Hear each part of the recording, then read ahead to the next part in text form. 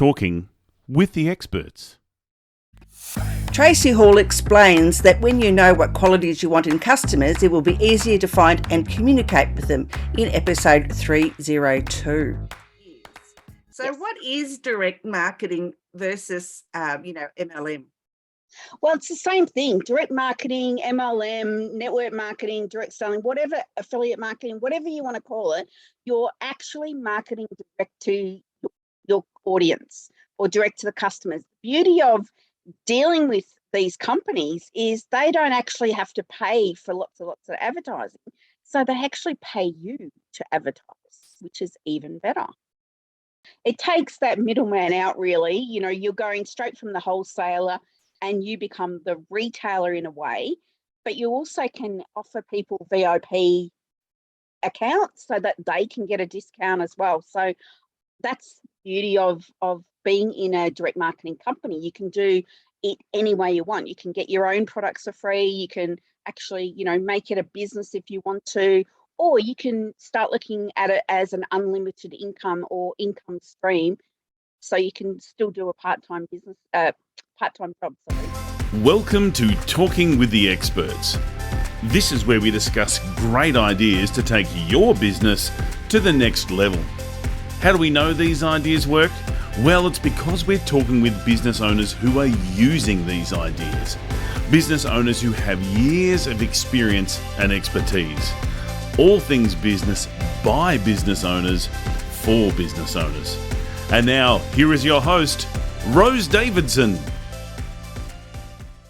Hello and welcome to Talking with the Experts. I'm your host, Rose Davidson from rosedavidson.com. Talking with the Experts is about all things business by business owners for business owners. You can find it on all good podcasting streaming platforms and on YouTube. I want to ask you a question. Why do you think it's important to have really great content that keeps your customers? Well, discovering that when you know what qualifies you and what people want, what your customers want, it will be easier to find and communicate with them. My next guest, Tracey Hall, will be discussing all things content and why it is important to find and keep your customers. Welcome, Tracey, and thank you so much for joining me today. I'm so excited. I can't wait. Tracey, tell me, how did you get into the business that you're in at the moment? It was purely by accident, would you believe? All those years ago when I was, 5, I think, not really, but I was 19, I got into my industry by accident because I wanted new skin. And I found that I was actually good at being around people and good at being and understanding what people wanted. I also was really good with listening to what they wanted too, because that's a special skill. So then as I got older and older, well, we'll just say we get more interesting, shall we? I found that I wanted to mentor people as well. And I was doing it for free anyway. So I changed over and now get paid for it. It's exciting. Now, you've been involved in the direct marketing industry for over 30 years. So Yes. What is direct marketing versus, MLM? Well, it's the same thing. Direct marketing, MLM, network marketing, direct selling, whatever, affiliate marketing, whatever you want to call it, you're actually marketing direct to your audience or direct to the customers. The beauty of dealing with these companies is they don't actually have to pay for lots of advertising. So they actually pay you to advertise, which is even better. Okay, that makes a lot of sense. I suppose they get both ends of the stick, really, don't they? They get to sell their product or get you to sell their product and get you to advertise their business. And then you get money in the middle. Absolutely. It takes that middleman out, really. You know, you're going straight from the wholesaler and you become the retailer in a way, but you also can offer people VIP accounts so that they can get a discount as well. So that's the beauty of being in a direct marketing company. You can do it any way you want. You can get your own products for free. You can actually, make it a business if you want to, or you can start looking at it as an unlimited income or income stream. so you can still do a part-time job, sorry. Yeah. I know that you're really into the ethics behind direct marketing, because there are a bit of shonky people. There are a few shonky people out there in the world, and they don't. I mean, they sell their product, but they don't deliver, all those sorts of things. And I know you're trying to stamp all that out. So tell me, why having content is important, and why would it, keep your customers? Well, it's funny you say about the ethics and everything. I think that there's so much, like, we live in a digital world where there's so much crap out there, right? So we want to cut through all of that. And, there was a lot of people that were a few years ago putting out income claims. Well, I called them out because that is part of their contract that they sign. That is one of the conditions that they can't do. If their company is part of the Direct Selling Association, they cannot make income claims. So when they're putting out their content and they're making these wild claims, then you have to actually call it out. So when you're actually doing correct content, it does attract the right people. I always talk about the qualities you want in those prospective customers. So what sort of qualities do you want in your prospective customers? Do you want to have prospective customers that actually don't whinge, who actually go, oh my God, this service is amazing and I'm going to pay exactly what it's worth? Or they go, yes, I want more. I want not just that product. I want to see what other products you have in your range. Well, that is what qualities you want in your customers. So that can be portrayed in every part of your content. And look at it from the abundance side, because I know a lot of ads and content that's out there is real scarcity based, and that annoys the crap out of me, because I think if we come from a place of abundance and we come from a place of that sort of growth thinking, it changes the customers that we're going to get. Yeah. Okay. So I guess, how do we add? How do we write our ads so that they're more compelling and more showing the abundance rather than the scarcity? It's about the emotion, putting the emotion into it, and also looking at it going, I understand those people. I get it. I get that, the feelings and the frustrations, because if you can sort of take people on that journey and they understand that you're on their side, it sort of is so much easier to explain things when you're doing your ads. Does that make sense? Yeah. Yep. Yeah, perfectly. I guess, as a direct marketer,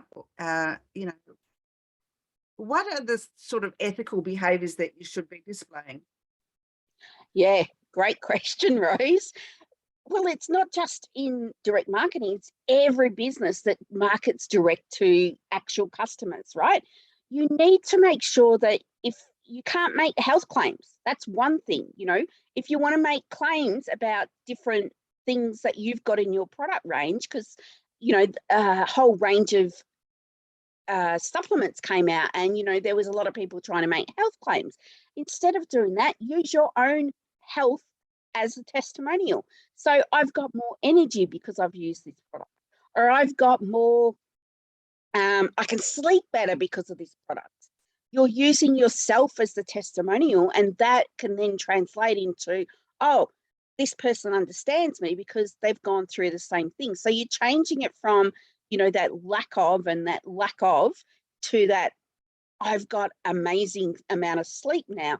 I've got the energy to chase the kids around the block, that type of thing. Yeah, it makes perfect sense, actually, to use yourself, and quite often marketers are saying, use yourself as the guinea pig, and you'll sound more authentic that way, rather than if you use stats from the internet that you found, or use the claims that someone else has put out there, and they could be a falsehood. Oh, absolutely. And it's quite ironic that some people do love stats in every part of your business, but that's where you attract those different customers. because people buy based on their personality, okay?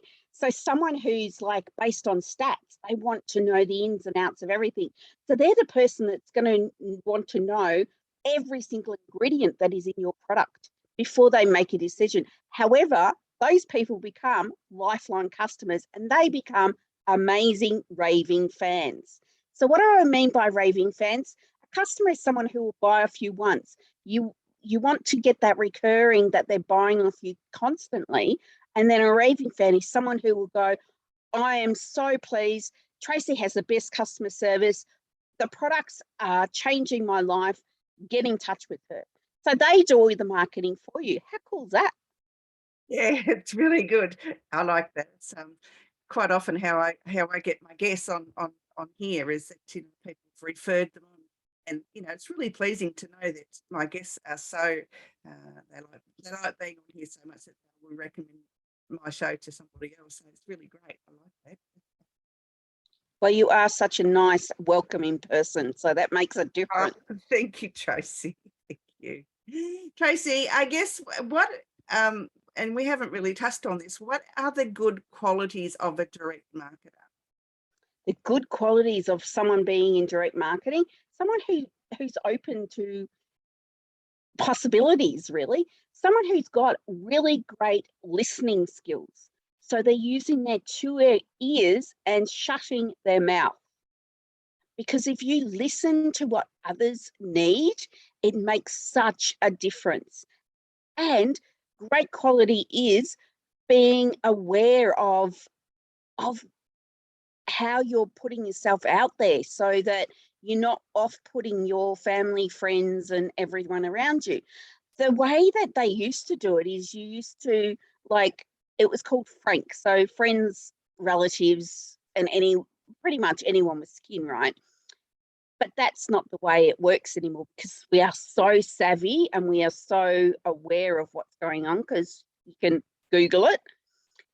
Now you need to be more aware of what customers are feeling about something, putting the emotional side in it so that you're taking them on the journey. And that's what you can do, having great qualities as an amazing direct marketer.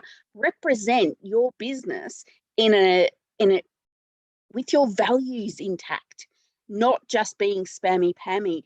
And it's funny you mentioned the qualities because we have a code of ethics as the association. So it's incredible that we talked about the qualities because those qualities are pretty much the same as what we love in our code of ethics. And we talk about the golden rule as do unto others as you want done to you. So if you're going to spam everyone, expect to get spammed back. But if you're nice to everyone, expect that back. It comes back to you. So that's an amazing quality to have. Yeah, I agree. And, sometimes people, friend me on Facebook and the next thing I know, join my group, buy this product from me. Well, at least say hello first, at least have a couple of messages, to get to know me. Because, I'm not going to buy off you and straight away unfriend.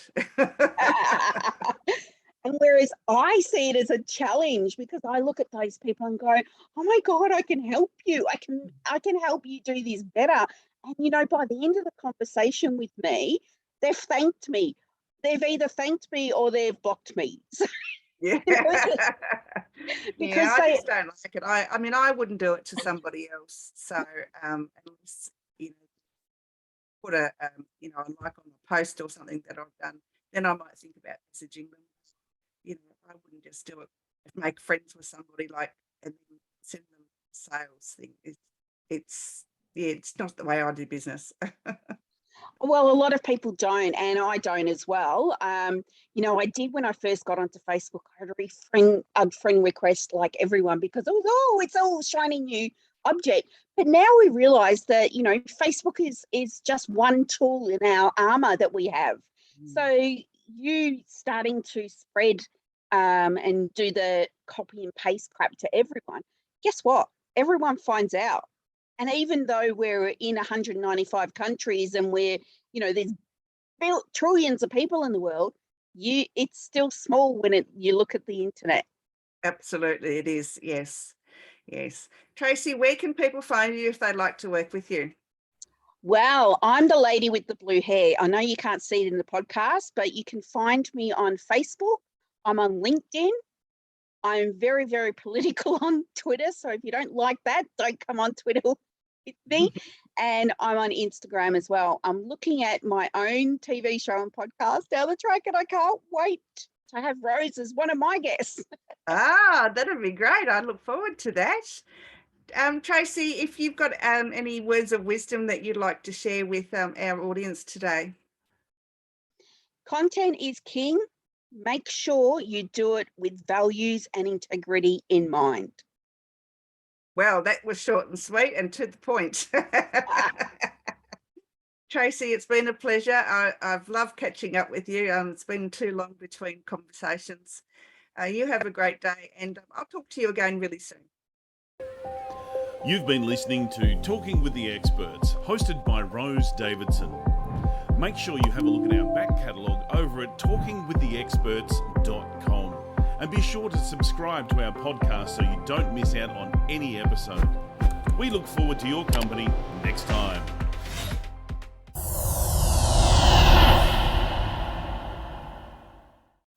Talking with the Experts.